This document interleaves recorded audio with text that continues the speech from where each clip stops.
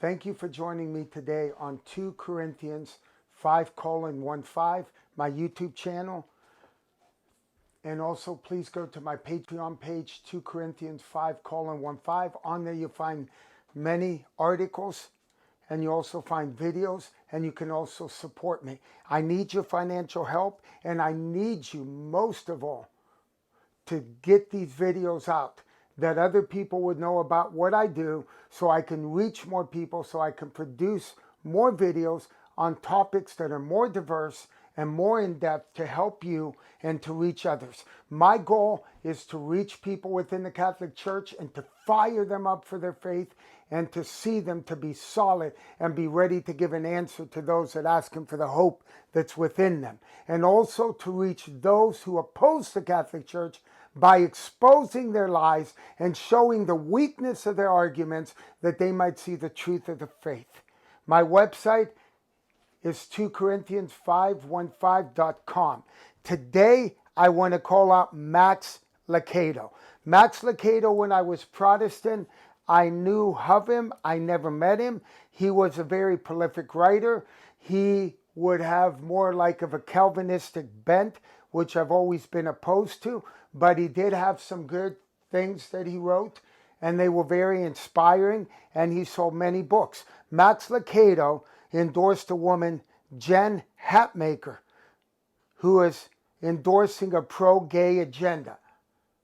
And Max Lacado recently has come out saying that he's repenting for the sins of his ancestors who owned slaves.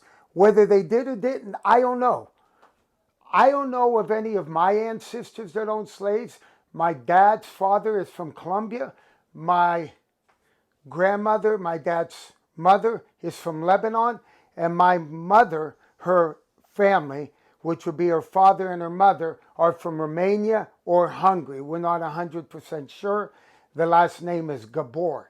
So there's a good chance they did live in Romania, but they are from Hungary. So he's repenting, he's crying, he's asking God to forgive him. I've worked with inner city people for over 20 years. I love them. I've been threatened by them. I've been abused by them. I've had guns pulled on me. I've been in situations where I could have died in the inner city, and I wept with them. I love them. I've seen many good people in there that were just bound by sin and just needed to hear the truth of the gospel. But I've also seen people in there who didn't care, and all they wanted to do was propagate their racism. I want to give you an analogy. Say somebody killed one of my kids, and so the man dies in prison. So he has a son. Would that be okay for me, because his father killed one of my kids, to ask to go out and kill his son? That would be wrong. Should I ask reparation from his son for what he did? Should I ask his son to kill himself or to give me a large sum of money? Whatever the father did or didn't do is gone and past. When I was growing up, I lived with my grandmother after we came. I was born here in Warren, Ohio. So I'm an American citizen. When I was a little kid, I went to Colombia, South America, lived there for a year and a half. We came back, we had nothing. We lived with my grandma on Burton Street, and I went to a school called Willard. It was predominantly black. Almost every day I had to run home because multiple little kids that were black chased me home. Do I say that because of what happened to me in kindergarten that I should hate all black people, that all black people are bad, and that black people owe me reparation? No. What happened, happened. When I went to grade school, most of my grade school, there wasn't that many Hispanic people in the school, and so they made fun of my last name. I had to fight often. Even in third grade, I was fighting sixth graders. So do I say, because I'm Hispanic, that I should have a trump card, and it doesn't matter if I loot, it doesn't matter if I go out and shoot people? I'm allowed to do this because of the way I was treated when I was a child by a certain color or a certain minority of people, it's wrong. It's absolutely wrong. And when you go out and you kiss Black Lives Matters and Antifa's boots and say, I'm wrong because I'm white, you're spitting in the face of God, because God made you who you are for a purpose and for a reason. Okay? So when you're looking down on your nationality or what ethnic group you are looking down and spitting in the face of God, because God created you in his image for a purpose, and don't be ashamed of it. Why is it that the number one killer of young black males is young black males? In the inner city, are black people scared of young white people coming in there and hurting them? No. They're more scared about young black males coming in and hurting them. There's people all over YouTube that are black, and yet they're speaking the truth in love. They're showing that it's not the white man's problem that black people need to deal with. It's their own problem and their own hatred for their own people. And when somebody goes out and loots and destroys buildings and hurts people, I see videos almost on a daily basis that come to me, where an 80-year-old woman is beat up by a young black boy, where 10, 14, 20 people beat up on one person because they're white. A teenager is on the street singing, and an adult male comes and hits him and knocks him out. It's wrong. I don't care what color you are. You have no right to be out there hitting people, killing people, looting stores, burning down buildings just because you think that you have a right. What about that young woman that was driving in Atlanta and by accident pulled off the wrong way, and as she was turning around, somebody shot her little daughter who was black?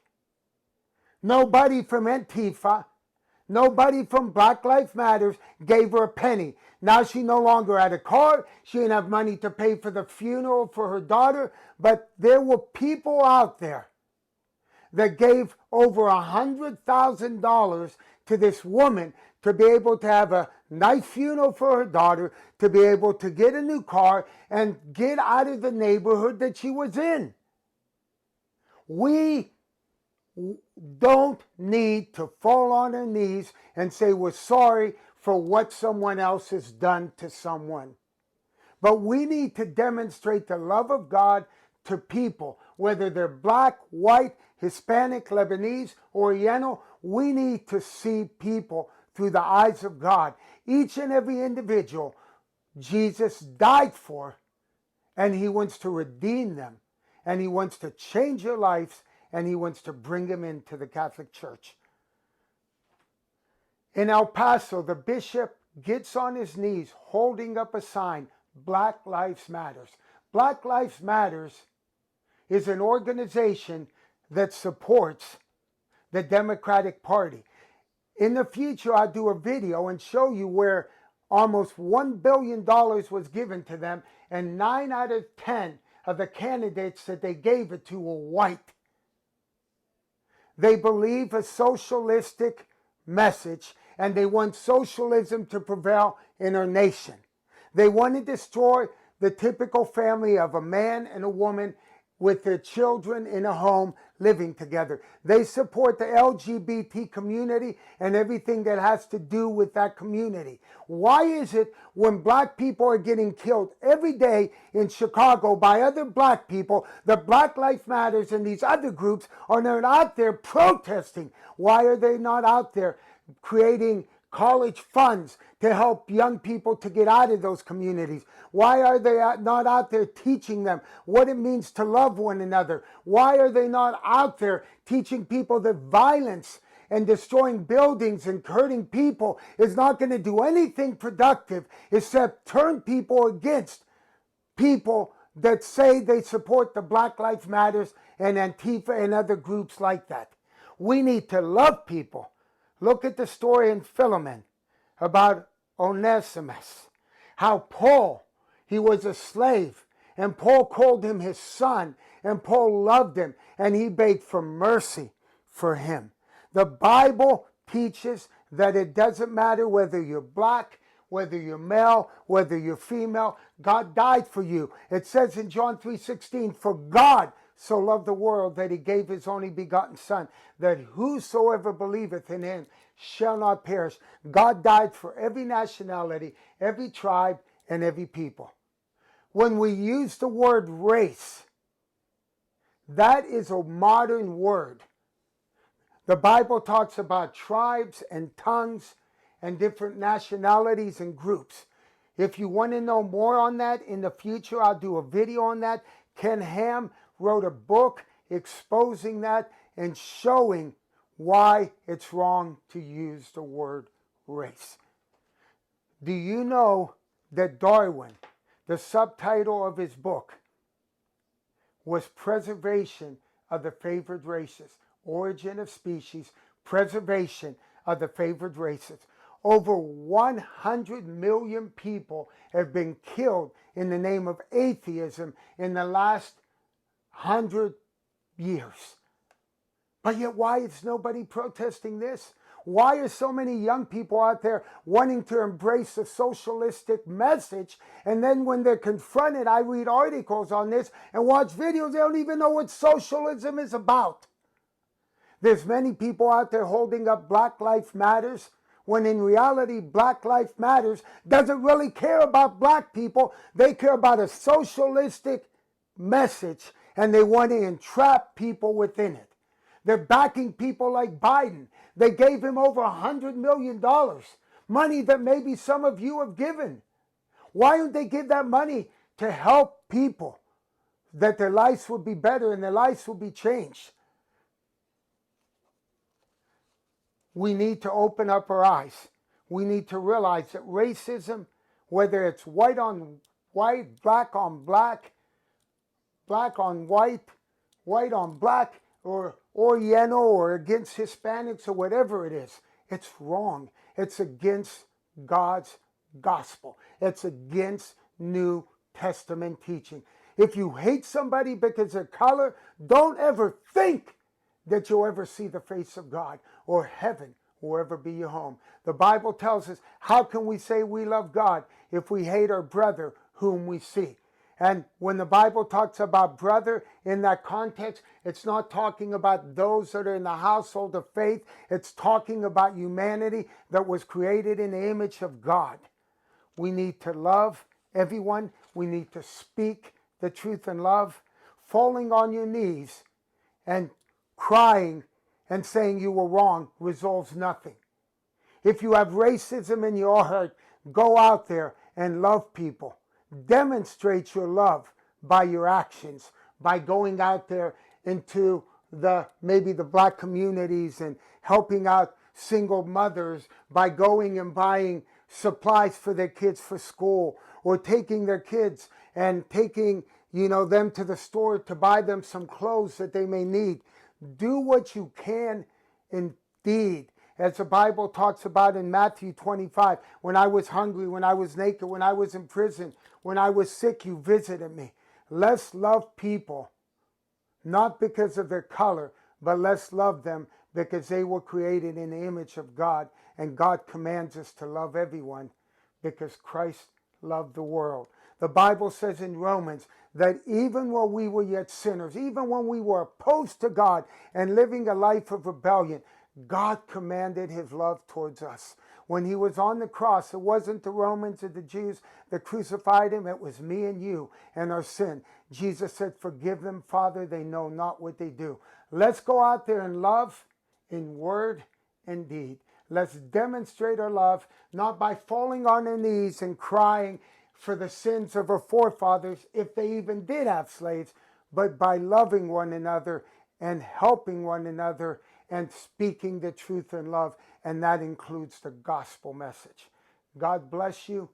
I want to encourage you to live your faith, talk your faith, let your faith dictate every decision that you make.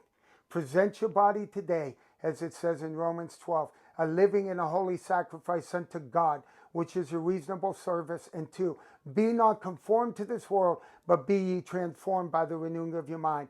As I said many times before, You need to be a thermostat instead of a thermometer. You need to change the climate. You need to change the way people act and live by living a life that glorifies God. Don't become consumed with this life, but become consumed with the life to come. As the first Pope Peter says, we're pilgrims and sojourners. We're just passing through. Please share this video. Please pray for me and my family. God bless you, and keep your eyes on Jesus. And whatever you do, do for the glory of Almighty God.